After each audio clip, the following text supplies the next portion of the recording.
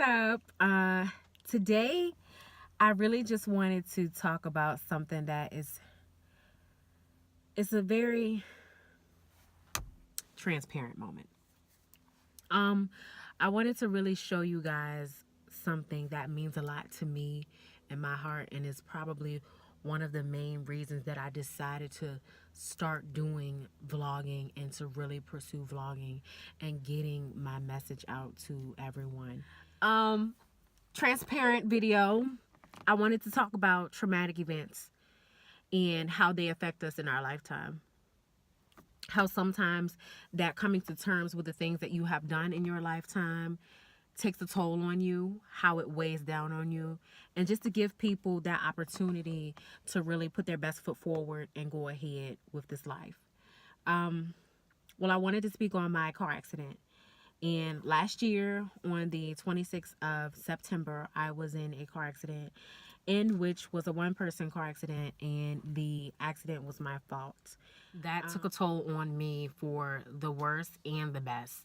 And the reason I say that is because when the car accident happened, I was driving a Grand Cherokee and I ran into a tree on a very, very small road. I went unconscious, and thankfully someone that I went to high school with found me. And I just remember things vaguely because of the concussion. I suffered from a concussion, and I lost this part, and I chipped this, and I'm to this day I'm still having dental work done. But she found me, and I just remember her saying, Nakia. And I knew exactly who she was. And I just called her name, and I was just like, oh my goodness, like, what is happening? Like, I just couldn't believe it, because that was probably one of the worst car accidents. I mean, I was in a car accident when I was a baby, but I didn't understand it. But that was the first car accident that I could, like, engage in. You know what I mean? So she called the ambulance, and I just remember her asking what was my mom's name. And because of the concussion, I kept giving her her old number. And it was so crazy, because I couldn't really understand it. I couldn't gather anything that was going on. And I just remember everything cutting to the ambulance and the paramedics and the EMT squad. And they kept telling me to sit still, and I was just moving like, where's my mom, where's my mom? But I did have on my grandmother's necklace that I used as a keepsake. Like, I clenched onto it, and I was crying, and I was very, lethargic, and it was just so much that was going on. So when we got to the hospital, they put me in the emergency department, and I just remember people screaming. Like, somebody beside me was in a motor vehicle accident, and the other person beside me was in a motorcycle accident. So it was just, maybe it was just so much within that night, because my accident happened around 9 o'clock. And I called my mom. She got there. Well, actually, the ambulance called my mom, and she got there. And my mother told me that the police officer that showed up at the accident, and my accident, not to cut myself off, but my accident happened 2 minutes away from where I live. So she said that they came to the house, and they knocked on the door, and she literally thought it was me. And, like, her heart just dropped and everything like that. So, but, it feels good to talk about it now. But going back to, that night, and them having me in the trauma ER department, then they moved me up to another floor. I can't really remember the name of the floor, but I know they moved me up to another floor. And I told my mother to call my best friend. Literally, my best friend has 2 kids. It was like 12 o'clock at night, and she came there, and I was just crying. I just could not stop crying. It was almost like I wanted to force myself to get back into the swing of things. You can't keep me down. I'm Superwoman. Here it is. But that kind of hurt me in the long run. So the dental work I had, I went to the dentist the next day, and actually the day after. I think it was, 2 days. 2 days after the car accident, I went to the dentist, and they told me, of course, they were going to have to extract a tooth because it was cracked up through the root. And my nerve, the nerve in my tooth was hanging out. So I could feel it. Like if I would put like my tongue on it, I could feel it like hanging out. And I was just like, this is not okay. Like what did I do? What happened? So he took the tooth out, and that was probably the most painful thing that I have ever experienced, alongside menstrual cramps. But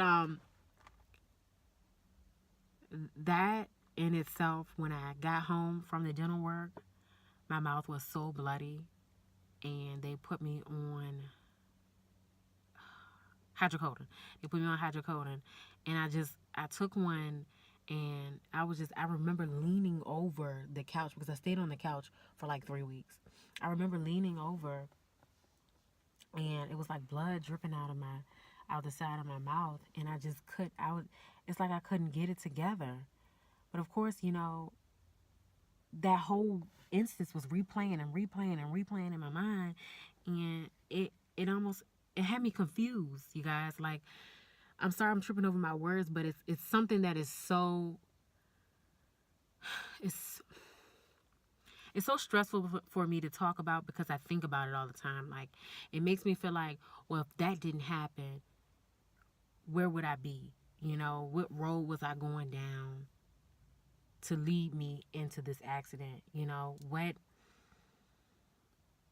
What other experiences in my lifetime could I or would I be able to handle? I think about me being pregnant now. I think about if I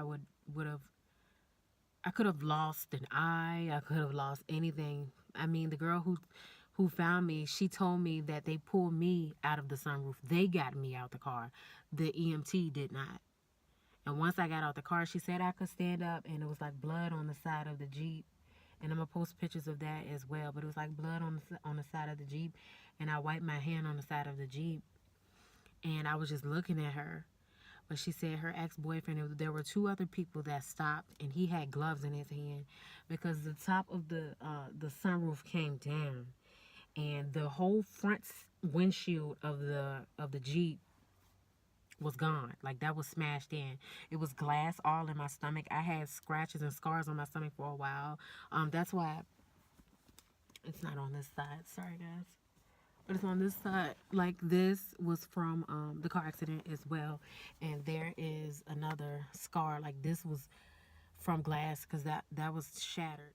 Even today, I still have flashbacks, and I don't want to diagnose myself, but a little bit of post-traumatic stress to that car accident, because it makes me feel like things could have happened. They could have been so much worse. But what else am I going to experience in lifetime? And it makes me want to understand that I cannot go through this life in fear. That was probably one of the most mentally strengthening things that I've had in my lifetime. And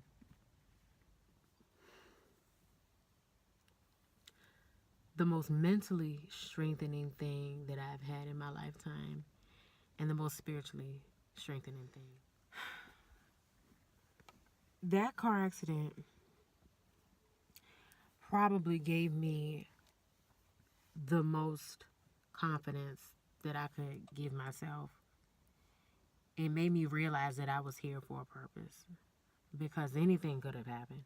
I've seen cars and Jeeps that have been in way worse, well, less worse conditions than my Jeep was in, and the people didn't make it. God bless them. But